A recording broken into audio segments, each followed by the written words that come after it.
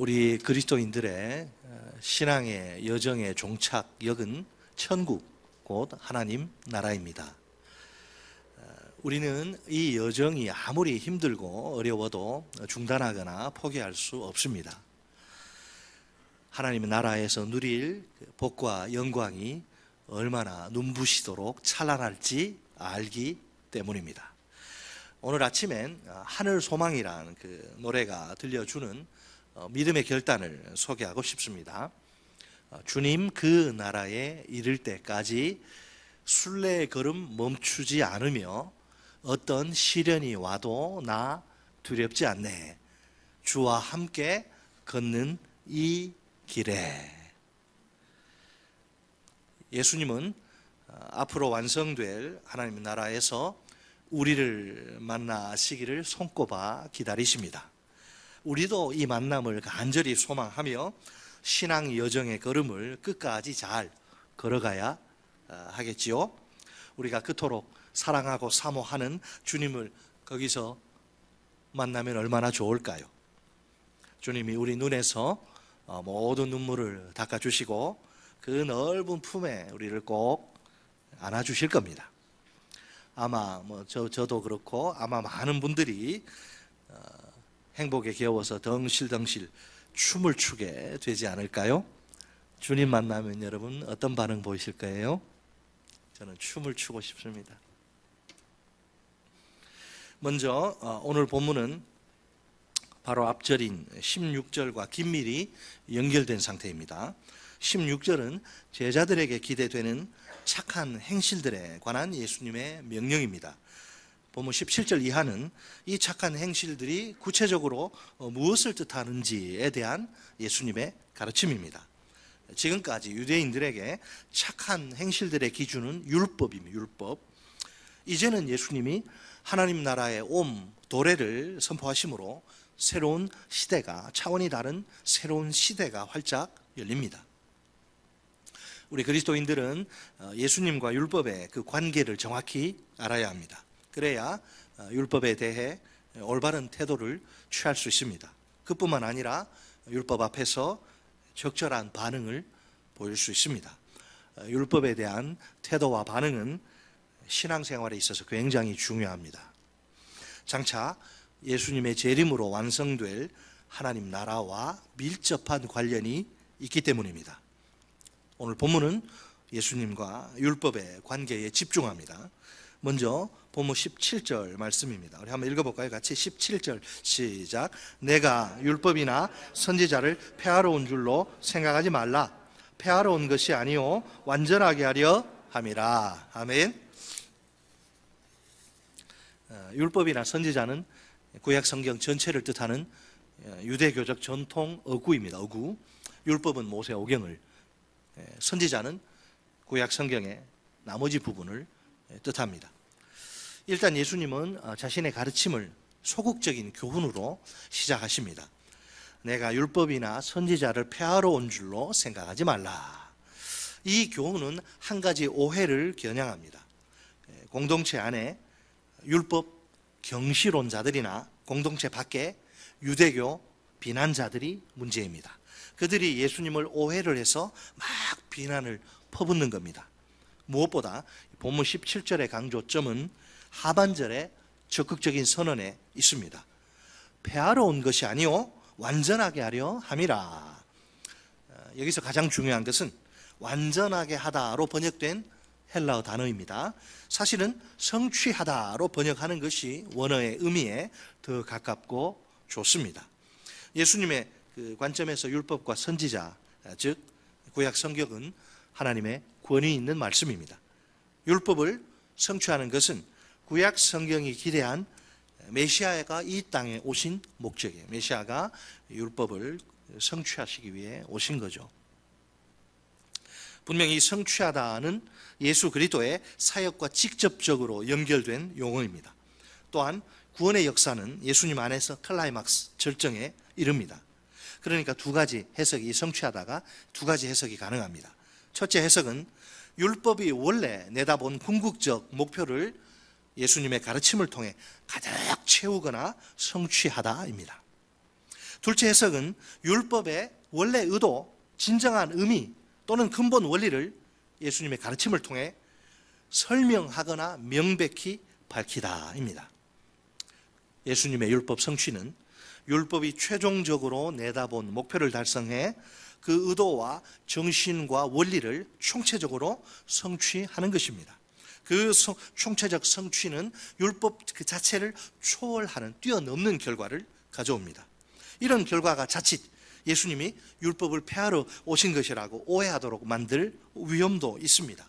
하지만 예수님은 그런 잘못된 생각을 단번에 거절하십니다. 물론 예수님의 율법 성취가 율법을 초월하는 측면이 있는 건 맞습니다. 그러나 율법을 폐하는 것과는 철저히 구분됩니다. 폐하는 것은 율법의 의도와 정신과 원리를 무시하고 철폐하는 것이지 않습니까? 반면에 성취는 율법의 의도와 정신과 원리를 완전하게 드러내 보이는 것입니다. 게다가 그 궁극적 목표에 도달하는 것입니다. 사실 본문의 관심은 율법에 대한 예수님의 태도 자체가 아닙니다. 그보다는 율법이 예수님과 관련해서 어떤 위치에 있는가 하는 점입니다. 당연히 최고의 권위는 율법이 아니라 예수님께 있습니다. 그렇다 해도 보면 18절을 볼 때 율법은 여전히 유효합니다. 18절에 진실로 너희에게 이르노니 천지가 없어지기 전에는 율법의 1.1획도 결코 없어지지 아니하고 다 이루리라. 아멘. 헬라 원문의 의미를 잘 살려 번역하면 이렇습니다. 조금 차이가 있는데요. 한글 번역하고 진정으로 내가 너희에게 말한다. 하늘과 땅이 없어질 때까지, 모든 것들이 이루어질 때까지 율법의 1.1획도 결코 없어지지 않을 것이다. 다시 한 번 더, 너무나 중요하기 때문에 진정으로 내가 너희에게 말한다. 하늘과 땅이 없어질 때까지, 모든 것들이 이루어질 때까지 율법의 1.1획도 결코 없어지지 않을 것이다. 이 말씀은 주절과 두 개의 종속절로 구성이 됩니다. 주절은 율법의 1.1획도 결코 없어지지 아니하고입니다. 율법의 지시 대상은 모세 율법입니다. 1.1획이라는 표현은 율법의 전체성, 양적 전체성을 강조합니다. 율법의 작은 세부 사항까지 하나도 빠짐없이 다 포함한다는 말입니다. 그렇다면 이 주절 전체는 율법에 손상될 수 없는 전체적 유효성을 확증해 줍니다. 하지만 율법의 유효성에는 한계가 있습니다. 그 한계가 뭐죠? 종속절에서 나옵니다. 첫째 종속절은 하늘과 땅이 없어질 때까지인데 결코란 의미의 과장법이에요. 둘째 종속절은 모든 것들이 이루어질 때까지입니다. 여기서 이루어질이라고 번역된 단어의 의미는 일어나다 또는 실현되다입니다. 모든 것들은 율법이 예언한 메시아적 사건들을 가리킵니다. 메시아이신 예수님의 인격과 사역을, 그리고 그 기간, 예수께서 활동하신 그 기간을 전체적으로 포괄하는 것입니다. 따라서 모든 것들이 가리키는 것은 예수님의 지상사역 기간뿐 아니라 그분의 재림까지로 확대됩니다. 이처럼 율법은 한정된 그 기간 동안만 유효성을 갖습니다. 이 기간은 예수님의 지상사역과 함께 이미 그 끝에 도달한 상태입니다. 그러나 그 끝의 완성은 아직 오지 않아서 여전히 내다보는 중입니다. 그 완성은 예수님의 재림 때에 비로소 이루어질 것입니다. 모든 율법의 완전한 완성은 재림으로 되는 거예요. 재림 때까지는 유효하다.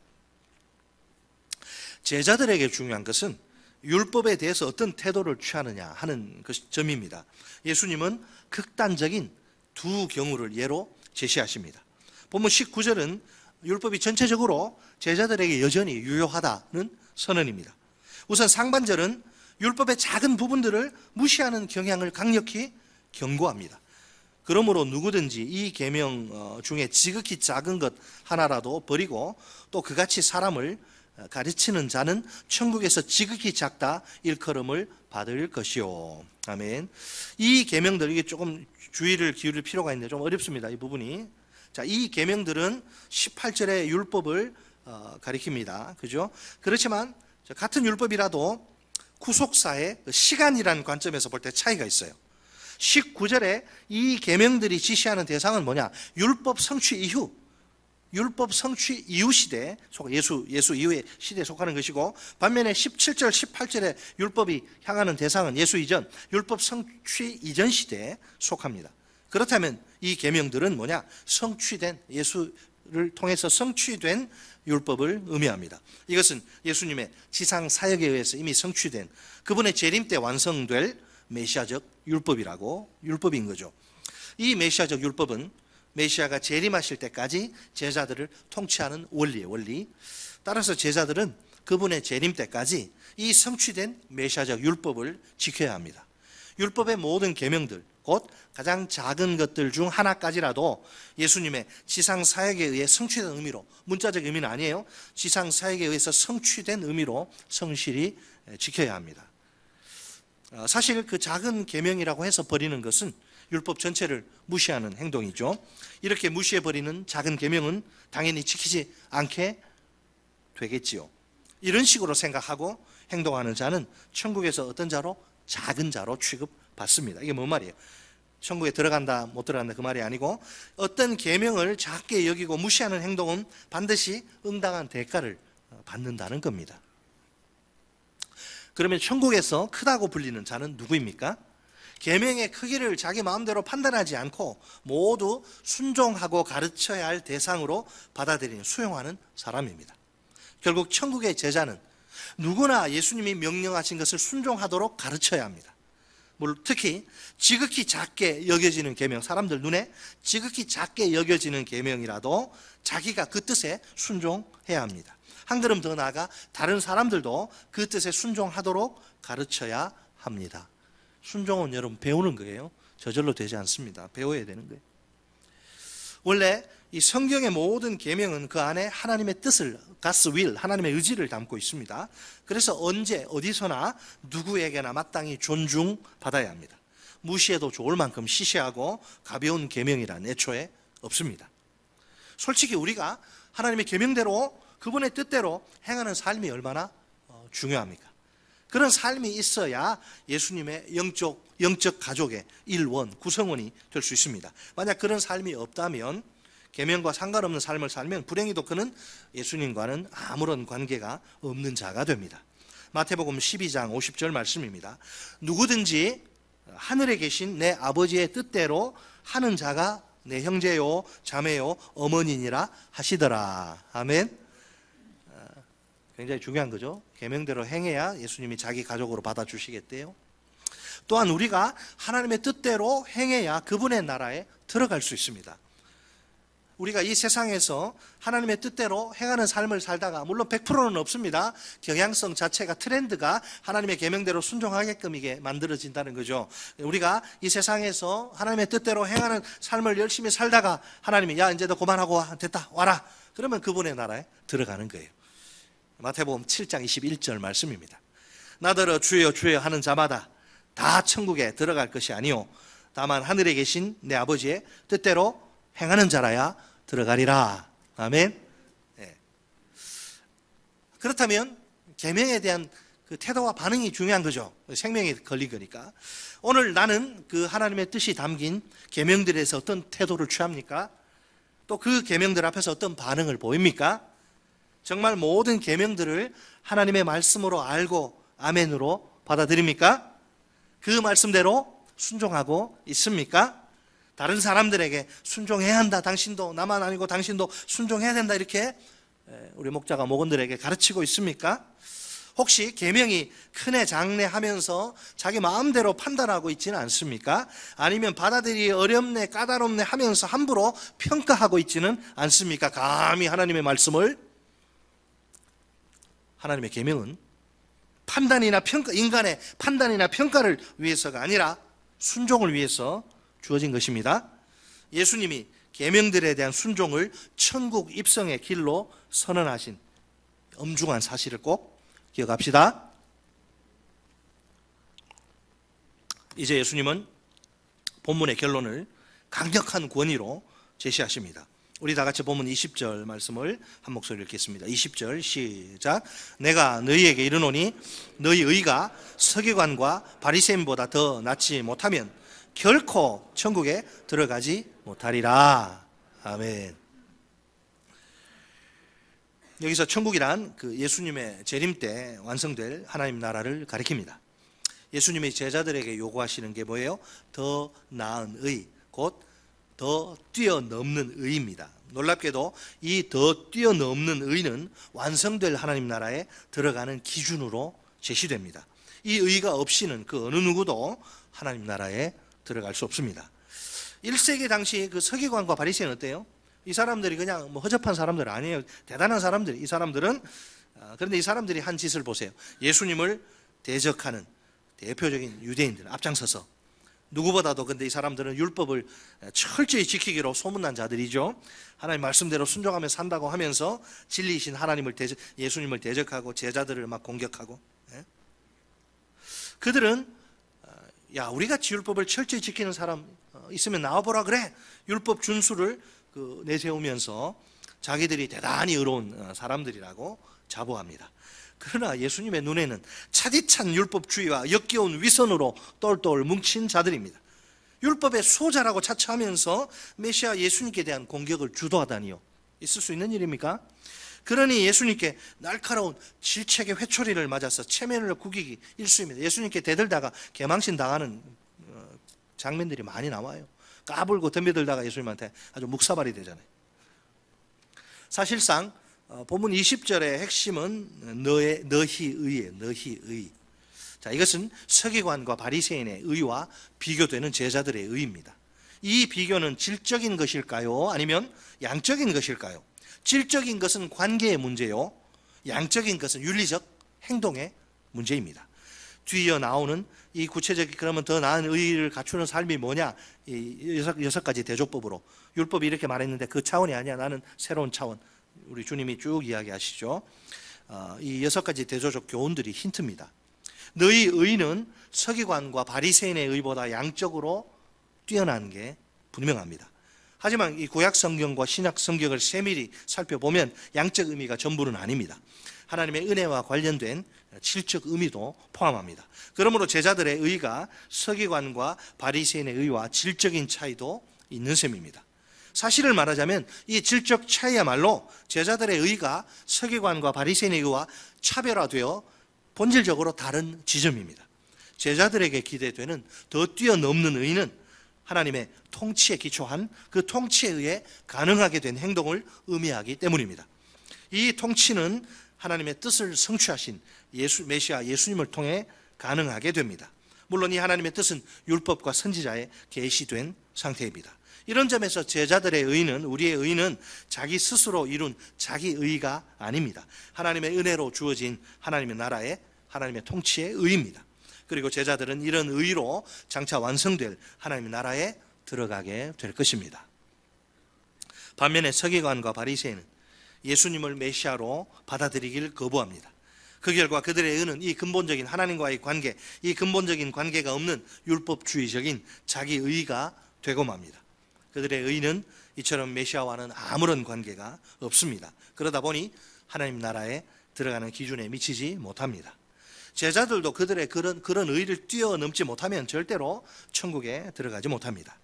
제자들에게 요구되는 더 뛰어넘는 의는 이미 임한 하나님 나라, 하나님의 통치가 그 출발점입니다. 미래에 완성될 하나님의 나라, 하나님의 통치가 그 목표점입니다.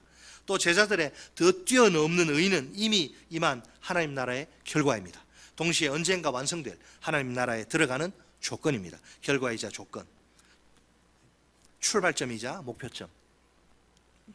자, 여기에 우리가 던져야 할 최고로 중요한 질문이 있습니다. 왜 이게 천국에 들어가느냐 못 들어가느냐가 달려있기 때문에 과연 우리가 하나님 나라에 들어가는데 필요한 의를 어떻게 소유할 수 있을까요? 구약 성경의 율법이나 예수님의 윤리적 교훈들을 문자적으로 열심히 지켜 행하면 될까요? 서기관과 바리새인보다 더 철두철미하게 말입니다. 그렇게 한다고 될 일이 아닙니다. 더 뛰어넘는 의는 율법이나 윤리적 규범들을 스스로 지켜서 얻는 자기 의가 아닙니다. 그것은 하나님의 통치를 통해 은혜로 주어지는 그분의 전적인 선물입니다. 아울러 그 통치의 결과 하나님의 뜻을 행하는 의입니다. 그렇다면 어떤 사람이 하나님 나라에 들어가는 것은 스스로 획득한 자격이나 권리의 결과가 아닙니다. 하나님의 전적인 은혜의 결과입니다. 하나님의 나라는 인간의 자격이나 조건으로, 인간의 그 어떤 노력이나 공로로 들어가는 것이 아니고 하나님의 은혜로 들어가는 은혜의 나라인 줄 믿으시기 바랍니다. 결론적으로 예수님이 우리에게 기대하시는 의는 하나님께 전적으로 의존적인 하나님 나라의 의, 곧 하나님의 통치가 주는 의입니다. 따라서 서기관과 바리새인의 율법주의적인 자기 의를 본질적으로 뛰어넘습니다. 자, 그런데 우리가 한 가지 주의해야 할 점이 있습니다. 약간 어려울 수도 있는 이야기인데, 조건을 근거와 혼동하지 말아야 한다는 겁니다. 더 뛰어넘는 의가 완성될 하나님 나라에 들어가는 조건인 것은 틀림없는 사실입니다. 하지만 근거라고 말할 수는 없습니다. 예수님은 더 뛰어넘는 의가 없으면 결코 천국에 들어가지 못할 것이라 말씀하십니다. 그러니까 더 뛰어넘는 의는 확실히 천국 입성의 조건이 맞습니다. 그러나 이것이 천국 입성의 근거가 될 수는 없는데, 자, 그 이유는 무엇일까요? 더 뛰어넘는 의를 가능하게 만드는 것이 무엇인지 생각하면 답이 딱 나옵니다. 그것은 인간적인 노력이나 열심이 아니라 하나님의 현재적 통치입니다. 우리 속에 내주하시는 성령 하나님이 우리를 통치하신다는 사실이 결정적으로 중요합니다. 그 통치의 힘으로 말미암아 더 뛰어넘는 의가 우리에게서 비로소 가능해지는 겁니다. 이것은 우리의 노력이나 열심으로는 죽었다 깨어나도 불가능한 일입니다. 사실은 우리가 더 뛰어넘는 의를 갖추도록, 그래서 천국에 들어가도록 하나님이 은혜로 역사하시는 겁니다.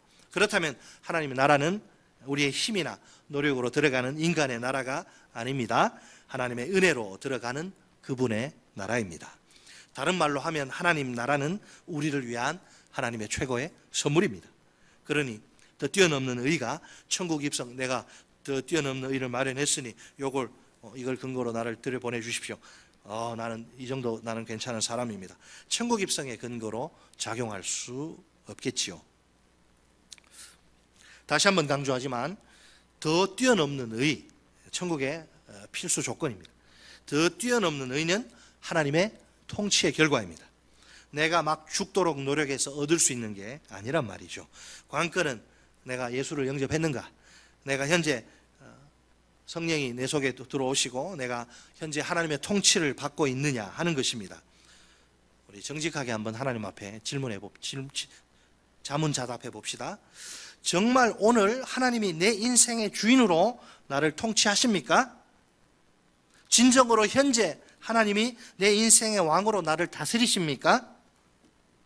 오늘 내 생각과 판단과 결정과 행동의 기준이 무엇인지 보면 금방 알 수 있습니다. 이 시간 나의 앉고 일어섬을 좌우하는 것이 무엇입니까? 내가 그냥 앉고 싶으면 앉고, 내가 그냥 일어서고 싶으면 서면 되나요? 내가 앉고 싶은데 하나님, 너 지금 앉으면 안 돼, 일어서. 그러면 일어섭니까? 나는 일어서고 싶은데 하나님이 아니야, 가만히 있어, 그만 좀 앉아 있어. 그러면 앉아 있습니까? 제가 쉽게 이야기하는 거예요. 나의 앉고 일어섬을 뭐가 좌우합니까? 내 기분, 내 감정, 내가 하고 싶은 대로? 그것이 나의 주인이신 하나님의 뜻이 맞습니까? 지금 나의 가고 멈추는 것을 결정하는 것은 또 무엇입니까? 나는 가고 싶으면, 목사님, 근데 가고 싶으면 가고, 멈추고 싶으면 멈추지, 누가 이래라 저래라 해요? 우리 부모도 나한테 그렇게 못해요. 나 내 마음대로 하는 거예요. 나는 가고 싶은데 멈춰! 그러면 여러분 멈춥니까? 나는 멈추고 싶은데 가! 그러면 갑니까? 그것이 나의 가고 멈추는 것을 결정하는 것이 나의 왕이신 하나님의 하나님의 의지가 맞습니까?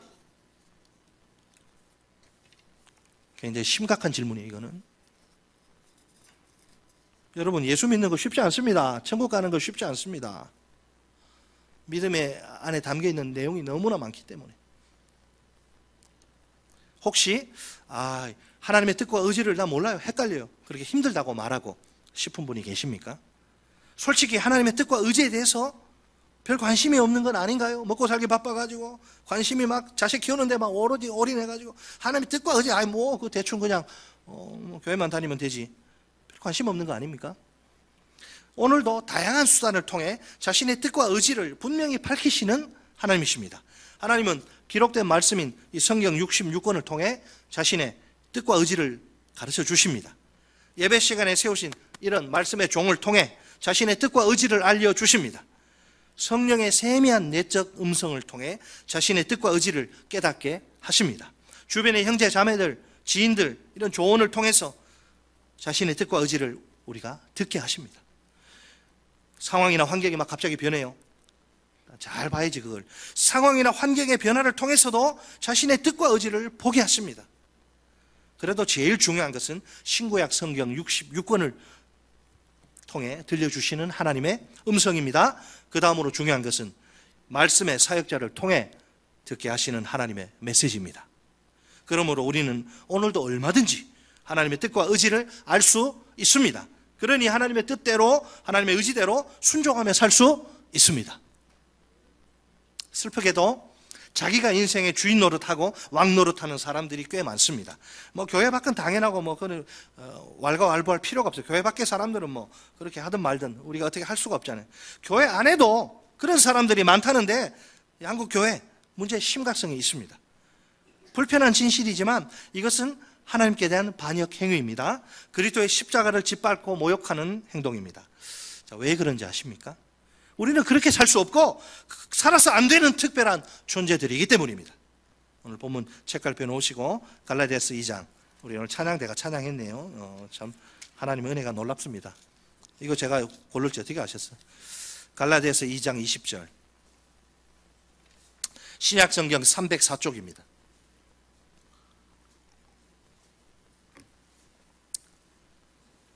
네, 갈라디아서 2장 20절. 우리 69절 중에 여러분 다 외우신 거예요. 갈라디아서 2장 20절 시작. 내가 그리스도와 함께 십자가에 못 박혔나니 그런즉 이제는 내가 사는 것이 아니요 오직 내 안에 그리스도께서 사시는 것이라. 이제 내가 육체 가운데 사는 것은 나를 사랑하사 나를 위하여 자기 자신을 버리신 하나님의 아들을 믿는 믿음 안에서 사는 것이라. 아멘. 나는 죽고 예수로 사는 사람. 우리가 누구예요? 나는 죽고 예수로 사는 사람이에요. 우리가 십자가에 못 박히면 죽습니다. 못 박히면 죽어요.